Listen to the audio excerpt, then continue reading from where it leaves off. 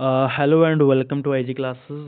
This is अफर। आज हम डिस्कस करेंगे 20 क्वेश्चंस जो कि हमारे जूनियर असिस्टेंट, जो कि आपके फाइनेंस अकाउंट असिस्टेंट और या कोई भी अगर एग्ज़ाम आप उसमें अपीयर होने चाहते हैं तो उस एग्ज़ाम्स में मोस्ट एक्सपेक्टेड और मोस्ट इम्पोर्टेंट कंसेप्ट्स आज हम डिस्कस करेंगे। ठीक है, ये जो 20 क्वेश्चंस होंगे ये मैं आपको अश्योर करूँगा कि इनके जो कंसेप्ट्स हैं वो एग्ज़ाम में रिपीट होंगे।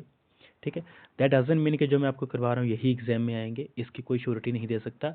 आ भी सकते हैं और नहीं भी आ सकते, बट जो कंसेप्ट्स है वो सेम रहेगा। That for sure will come in your exam. Okay, चलिए तो थोड़ा आज टाइम देंगे ताकि आप लोग आराम से कमेंट सेक्शन में या लाइव चैट में आप आराम से इनका आंसर दे पाओ।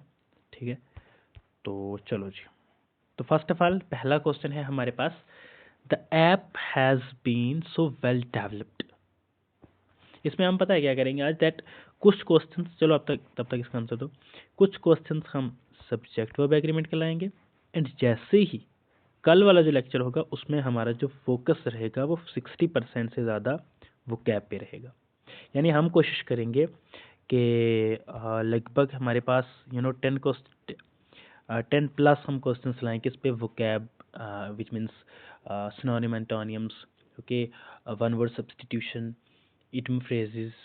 अच्छा ठीक है, तो इस तरह के जो क्वेश्चंस होंगे वो वाले हम पिक करने की कोशिश करेंगे नेक्स्ट लेक्चर।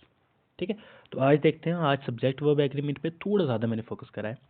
अच्छा, the app has been so well developed that it anticipate all the customers needs. बताओ एरर कहाँ पे है। चलो अब देखो यार, एरर क्या होता है। एरर इज कि भाई साहब एरर डिटेक्शन होता ही एक चीज़ पे चलता है, दैट इज या तो आपके वर्ब पे और या आपके हेल्पिंग वर्ब पे। ओके, तो यहाँ पे हेल्पिंग वर्ब कौन सा है? ठीक है, हेल्पिंग वर्ब तो ये यहाँ पे, लेकिन जो मेन वर्ब है वो ये। ठीक है, the app is a obviously singular है यार, एप्स नहीं है, सिर्फ ऐप है। एंटिसिपेट अपने आप में प्लूरल है, क्यों? बिकॉज एक वर्ब जिसके एंड में एस हो, ये मेरा अपना मानना है, this is not officially written in your grammar book और anywhere else. I do not write as well when I prepare books for you, even though when I did the same for your JKPSI, तो उस time पे मैंने अपनी book में वैसा नहीं लिखा था that when you add s at the end of the verb it becomes singular plural, नहीं ऐसा कुछ नहीं होता। बट सिर्फ एग्जाम में आइडेंटिफिकेशन के लिए किसी भी वर्ब के एंड में अगर एस हो और बिना एस के उसका कुछ स्टैंड हो, एस लग गया है तो वो सिंगुलर बन जाता है। ठीक है, तो ये एंटिसिपेट नहीं, एंटिसिपेट्स होना चाहिए यहाँ पे और इसके एंड में एस होना चाहिए, यानी error is there in option number 1। Okay, चलो आई होप यार कंसेप्ट समझा रहा हूँ। कंसेप्ट एग्जाम में आता है, क्वेश्चन रिपीट नहीं होते हैं, कंसेप्ट रिपीट होते हैं। सेकंड क्वेश्चन इज, मैं पढ़ता हूँ तब तक आप इसका आंसर दे दीजिएगा। Neither Amit nor Raju are staying with his parents in Mumbai। ठीक है, अब आपके दिमाग में आएगा यार बहुत इजी है ना, एक राजू आ गया and second is your Amit, so it means दो है, यानी कि प्लूरल हुआ। तो इस कंडीशन में तो यहाँ पे आपका आर है, तो इसका मतलब आर भी प्लूरल है, यानी वर्ब आपका भी जो है वो प्लूरल है, तो तब तो कोई एरर ही नहीं है। ठीक है, लेकिन कोई एरर वाला ऑप्शन ही नहीं है, इट मीन्स एरर है। चलो देखते हैं किसमें है। देखो यार, राजू ना सिंगुलर है। ठीक है, तो जो भी ऐसा कोई सब्जेक्ट, अगर कोई सब्जेक्ट सिंगुलर है, या लेट्स सपोज अगर कोई सब्जेक्ट प्लूरल हो प्लस नाइदर नार वाला कंसेप्ट हो, उसके बाद जो भी सब्जेक्ट वर्ब से या मेन वर्ब से पहले हो, अगर वो सिंगुलर है तो मेन वर्ब को सिंगुलर होना पड़ेगा, अगर वो प्लूरल है तो मेन वर्ब को भी प्लूरल होना पड़ेगा। विच मीन्स दैट जैसे राजू है, ठीक है, राजू ना सिंगुलर है, उसके बाद कौन सा वर्ब है? हेल्पिंग वर्ब है, मेन वर्ब दूर है, तो हेल्पिंग वर्ब को भी सिंगुलर होना पड़ेगा। ठीक है, तो इस कंडीशन में आर नहीं होगा, आर की जगह इज होगा। ओके, आर की जगह इज होगा। तो अब हमारे पास एरर किस में? ऑप्शन नंबर फर्स्ट में एरर, ऑप्शन नंबर ए में एरर। ठीक है, चलिए तो कैसा होता, कैसा अगर एक्चुअल में होता तो यहाँ पे इज लगा देना, फिर पढ़ना कैसा होता। क्वेश्चन नंबर थर्ड है हमारे पास, इसको आराम से पढ़ो, फिर इसका आंसर दो, तब तक मैं रीडिंग करता हूँ. There was a long queue at the post office and by the time I have reached the counter I was told the printer was not working. इसमें एरर बताओ. देखो यार, जब भी आपको एक क्लास पास्ट में हो, ठीक है, तो याद रखना सेकंड पार्ट जो क्लास का होगी वो भी वो भी किस में होना चाहिए, पास्ट में होना चाहिए. अब यहाँ पे ये पास्ट में, बहुत अच्छी बात है, लेकिन ये तो प्रेजेंट में, ठीक है, तो एरर हुआ. तो क्या यहाँ पे क्या आएगा, आई रीच्ड आएगा या आई रीच आएगा? देखो यार, पास्ट वाला तो खैर यहाँ पे कोई भी नहीं है, ये भी नहीं है, ये भी नहीं है, ऑप्शन आप यहाँ से जा सकते हो. पहला पॉइंट, अगर एग्जाम में ऐसा होता, लेट सपोज क्या होता, ठीक है, लेट सपोज यार अगर यहाँ पे होता ऐसा, अगर कोई ऑप्शन ऐसा होता, आई हैड रीच्ड, तो क्या आप इसके साथ जाते? आंसर इज नहीं, इसके साथ भी नहीं जाते. क्यों? बिकॉज ये जो वाज है ये यहाँ पे पास्ट कंटिन्यूस के सेंस में नहीं लगा है, ये आपके पास्ट इंडेफिनिट के सेंस में लगा है. तो फिर आगे वाला जो सेंटेंस होगा वो भी पास्ट के इंडेफिनिट में होगा, जो कि यहाँ पे है. ठीक है, चलो जी. उसके बाद हमारे पास क्वेश्चन नंबर 4 है, दैट इज सेइंग कि has her family being informed about the event. अगर आप देखेंगे सर, आपने तो बड़ा सही तरीके से पढ़ा, ऐसा लगता है कि इसमें कोई एरर है ही नहीं, बट यार इसमें एरर है. ठीक है, बीइंग इन्फॉर्म नहीं होगा, ये ना आपका बीइंग इन्फॉर्म्ड होगा. ठीक है. अच्छा, आप एक एक एक मैं आपको ना एक चैलेंजिंग टास्क देता हूँ, है ना. डू वन थिंग, ये जो सेंटेंस है ये बताया हुआ आपका पैसिव में. ओके, आपको कमेंट सेक्शन में इसका एक्टिव बताना है. आपने ऐसे लिखना है, क्वेश्चन नंबर 4 एक्टिव, ऐसे. ठीक है, चलो, तो ये बताना है आपने कि क्वेश्चन नंबर 4 का जो एक्टिव है वो ये है. चलो, इसका बताओ मुझे एक्टिव क्या होगा फिर. मतलब अगर पैसिव ये है कि has her family been informed about the event, इसका पैसिव बताओ. करके देखो यार, करने से क्या नहीं होता है ना, ढूंढने से खुदा मिल जाता है. तो ये it's a very easy task. चलो, तो अगर ना हुआ तो आई विल ट्राई कि मैं आपके कमेंट सेक्शन में कमेंट्स देखूं, फिर मैं नेक्स्ट इसमें करा दूंगा मैं आपको. अच्छा, अब अगर प्रीतम सेट, अच्छा इसका ना इनडायरेक्ट फॉर्म बताओ. ठीक है, मैं ये स्टेटमेंट पढ़ता हूँ, आप तब तक इसका इनडायरेक्ट फॉर्म बताओ. Pritam said the prisoner had slept throughout the journey. इसका ना इनडायरेक्ट बताओ. ये डायरेक्ट कहा गया है, इनडायरेक्ट बताओ. I hope many of you are trying to do this, or it's a very easy task na. When you practice these questions na, you create many ideas in your mind. Okay, तो अलग अलग किस्म के ideas, अलग अलग किस्म का way to this बनता है. तो मेरा जो वे टू सॉल्व है वो क्या है कि मैं ना हेल्पिंग वर्ब्स को बहुत पिक करता हूँ, बहुत सीरियस लेता हूँ मैं हेल्पिंग वर्ब को. क्या बोलते हैं हिंदी में, बहुत ग्रीमा से मैं इनको लेता हूँ हेल्पिंग वर्ब्स को, है ना. चलो, तो सीरियस लेते हैं. अगर यहाँ पे डायरेक्ट में हैड है तो इनडायरेक्ट में क्या होगा भाई साहब, सिंपल हैड ही होगा. ठीक है, हैड ही होगा तो ये भी नहीं होगा. अगर ये नहीं होगा तो हैड बीन का तो यहाँ पे कोई स्लीपिंग का सेंस ही नहीं है, स्लिप का भी सेंस नहीं, तो option number C is the right answer. Seconds 10 seconds के अंदर भी सॉल्व हो गया. ठीक है, चलो, अब बताओ इसका passive. The voters of a constituency choose an MLA as their representative in the legislature. चलो जी बताओ. अच्छा, देखो, अब अगर जो एक गुड वे टू सॉल्व है, ठीक है, जो मेरा वे टू सॉल्व ये है कि भाई साहब मैं क्या करता हूँ, मैं अगर पूरे वाले सबको पढ़ना शुरू हो जाऊंगा तो then it will take a huge time. मैं क्या करता हूँ दैट मैं ना बहुत सिंपल तरीके से देखता हूँ कि ये कौन सा टेंस में है. The voters of a constituency choose an MLA, बस इतनी सी बात. नो, मैंने आइडेंटिफाई कर लिया कि ये जो सेंटेंस है ये प्रेजेंट इंडेफिनिट में है. अगर ये प्रेजेंट इंडेफिनिट में है तो आगे वाला कोई भी सेंस पैसिव इसका कोई भी होगा वो प्रेजेंट इंडेफिनिट में नहीं, बल्कि इसके जो वर्ब्स, इसका जो हेल्पिंग वर्ब जो होंगे वो प्रेजेंट कंटिन्यूस के हेल्पिंग वर्ब्स वाला होगा. तो प्रेजेंट कंटिन्यूस के हेल्पिंग वर्ब्स में कौन होता है, इज होता है, एम होता है और आर होता है. इज वाला यहाँ पे हम इसको देख सकते हैं, इज नहीं है. इज वाला यहाँ पे देख सकते हैं, इज नहीं है. डन. अब अगर ये प्रेजेंट इंडेफिनिट यानी आईएनजी नहीं है तो ये भी नहीं होगा, तो ऑप्शन बचा हमारे पास सिर्फ फर्स्ट। ओके, ये वे टू सॉल्व है। आई होप आप भी इस तरह सॉल्व करने की कोशिश करो, सो दैट आप एग्जाम में कंफ्यूज ना हो। उसके बाद हमारे पास क्वेश्चन नंबर, ये 6 था, हाँ ये 7th क्वेश्चन नंबर आ गया, इसको करो आप तब तक। ये पैसिव में है, इसका आपने एक्टिव बनाना है, ठीक है। The article has not been posted by mister Aman, ठीक है। अब मिस्टर अमन वाले सेंस में एक चीज़ देखना यार, हैड नॉट लगा है, ठीक है। कल के लेक्चर में मैंने आपको कहा था कि जो भी, अगर आपको किसी का पैसिव बनाना है, ठीक है, उसके पड़ोसी के हेल्पिंग वर्ब्स को पिक करो। और अगर पैसिव में पड़ोसी के हेल्पिंग वर्ब्स हैं तो एक्टिव में क्या होगा, उसके बिल्कुल ऊपर वाला जो पैसिव होगा, सॉरी जैसे अभी ये कौन सा है, बीन लगा है, इसका मतलब ये past continuous, sorry past perfect continuous में है। अगर ये पास्ट परफेक्ट कंटिन्यूस में है तो इसके ऊपर कौन आता है, पास्ट परफेक्ट। तो पास्ट परफेक्ट का सेंस यहाँ पे कौन सा है, हैड नॉट वाला है, ठीक है। हैड नॉट यहाँ पे भी है लेकिन स्टिल लगा, स्टिल का सेंस ही कोई नहीं, बाहर निकाल दो। यहाँ पे हैड नॉट नहीं है, हैड नॉट नहीं है, तो option number B is the right answer. Okay, option number A भी इज द राइट आंसर। बहुत इजी है, बस जो मैं आपको बता रहा हूँ ये तरीका देखो यार, ये तरीका बिगिनर्स के लिए मोस्ट इंपॉर्टेंट है। और अगर ड्रॉपर हैं आप, आपने एग्जाम दिए हैं पहले, तो आपके लिए तो है मोस्ट इंपॉर्टेंट भाई साहब।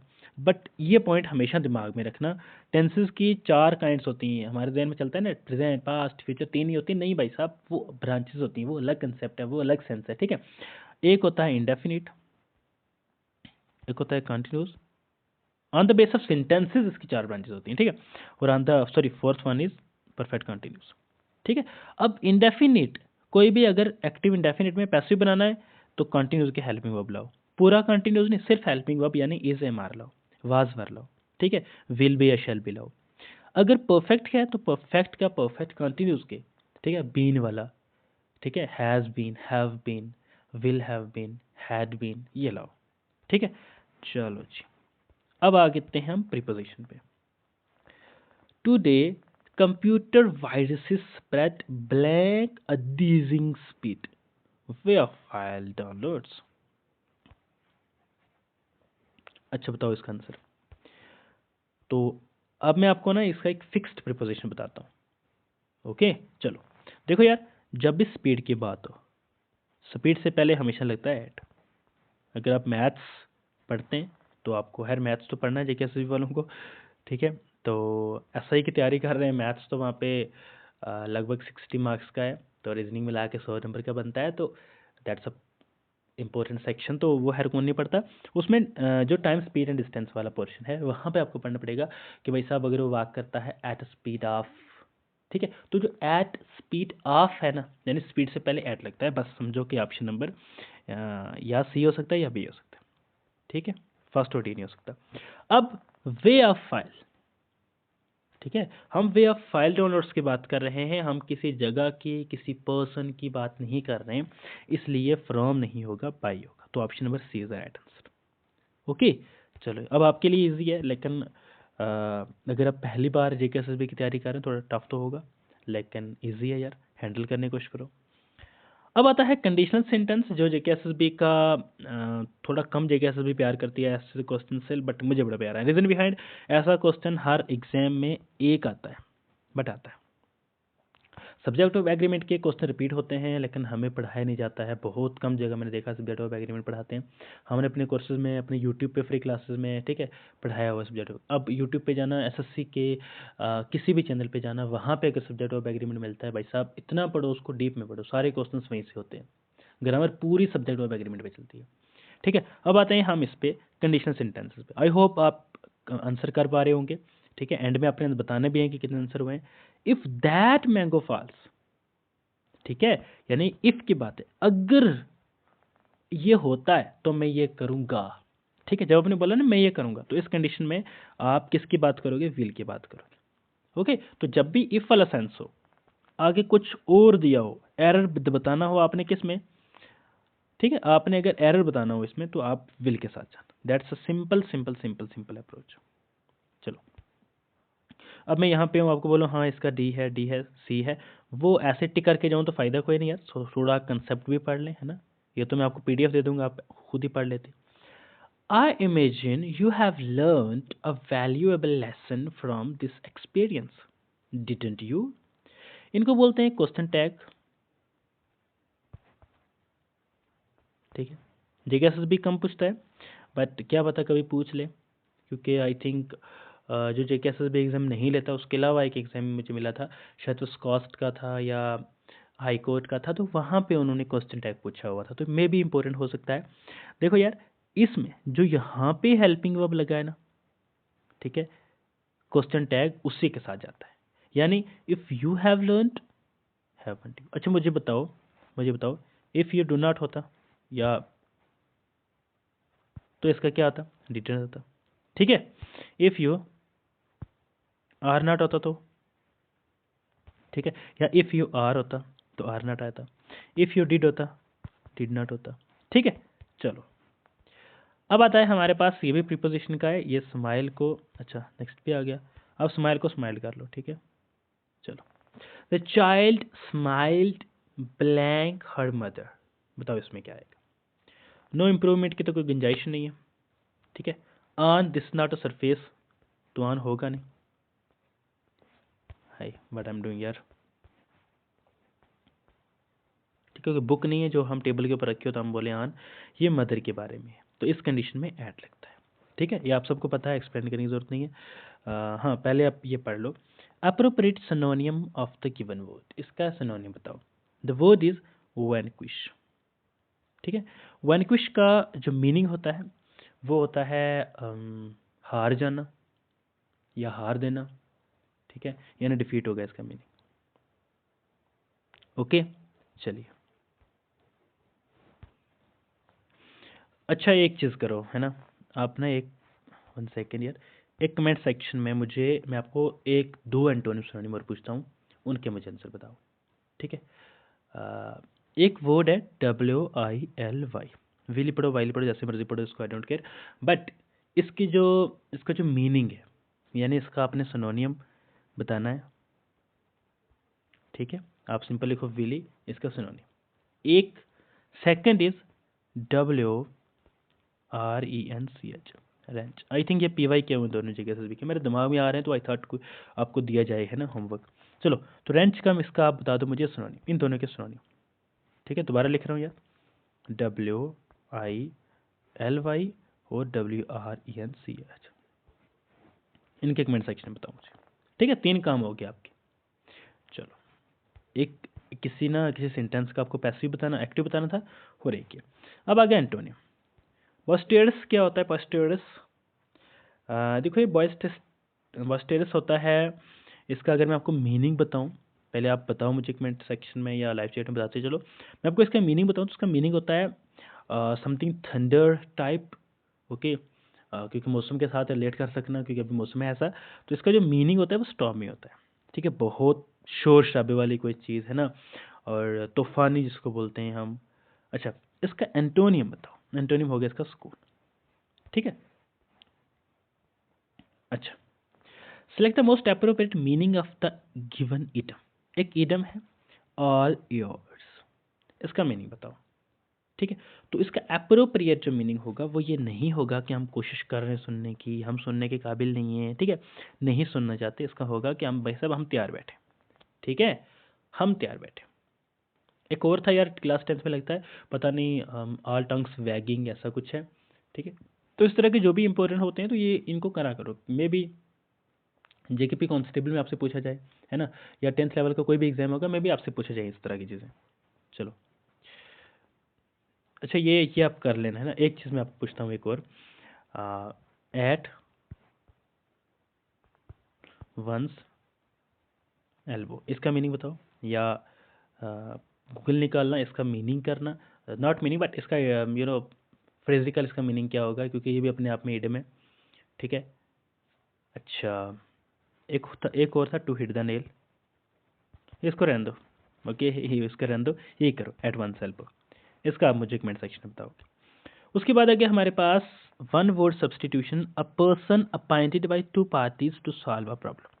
ठीक है, ऐसा पर्सन जिसको दो पार्टीज वाले, जैसे मान के चलो पार्टी नंबर ए होगी और पार्टी नंबर बी होगी, दो बंदे बैठ के कहते हैं वैसा हम ना इसी पर्सन को अपॉइंट करते हैं, यही हमारा फैसला करवाएगा, तो that person is known as, क्या बोलते हैं उसको, ज्यूरी, या तो ग्रुप ऑफ जजेस कह लो, या group of those who take decisions, ऐसा कुछ कह लो, जजेस ज्यूरी अलग चीज़ होती है।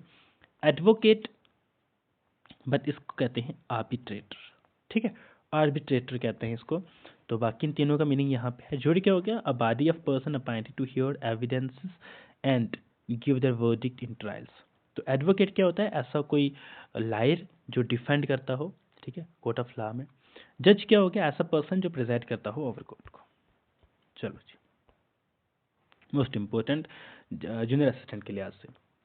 अच्छा इसका बताओ, just before the sacrifice however he noticed that one of the Kings fingers was missing, ठीक है। अच्छा मुझे ये बताओ पहले क्या है, देखो यार यहाँ पे ही लगा है, ही मीन्स यहाँ पे एक प्रोनाउन है, प्रोनाउन होता क्या है, pro of known, it means पहले नोन होगा, तो इसका मतलब ये कभी पहले नहीं हो सकता, तो option number B is the wrong here. Okay, second is once when travelling across a forest the king, हाँ यहाँ पे नाम आया है, was captured by a powerful tribe, तो बी वाला राइट आंसर हो सकता है, बी वाला है ये, लेकिन आगे देखते हैं क्या है। Since it was not acceptable to sacrifice an incomplete person to God, the king was released, ठीक है।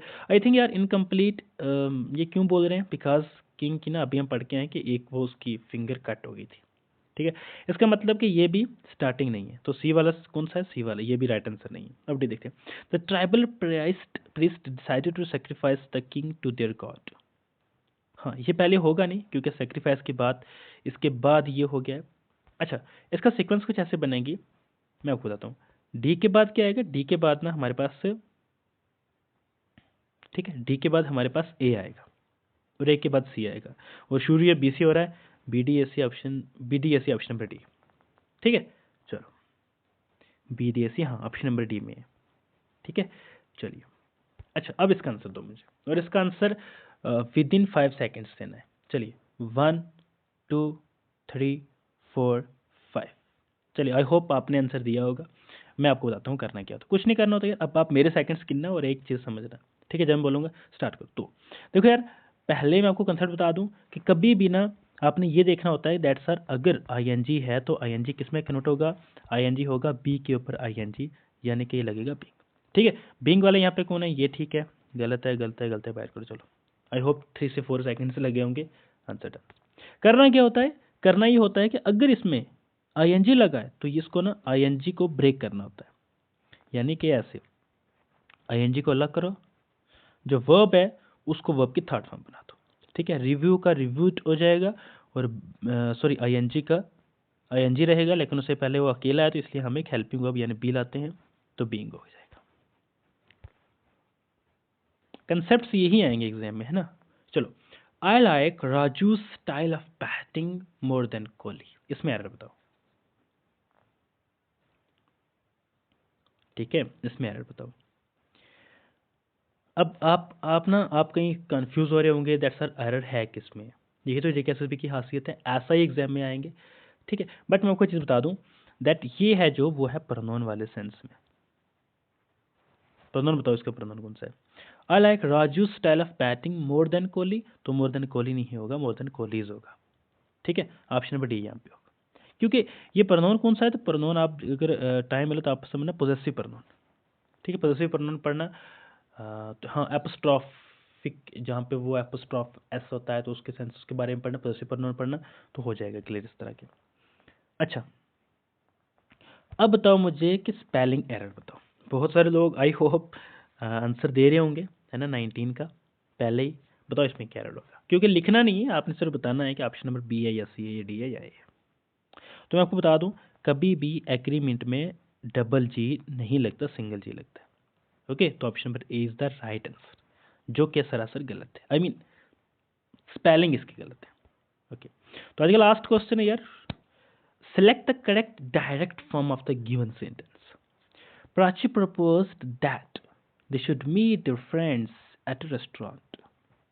अब यहाँ पे एक चीज़ आपके दिमाग में, अपने जहन में एक चीज़ बैठा लो, जब भी प्रपोज्ड वाला सेंस हो तो वो स्टार्ट, उसका जो डायरेक्ट फॉर्म होगी वो लेट होगी, पहला पॉइंट।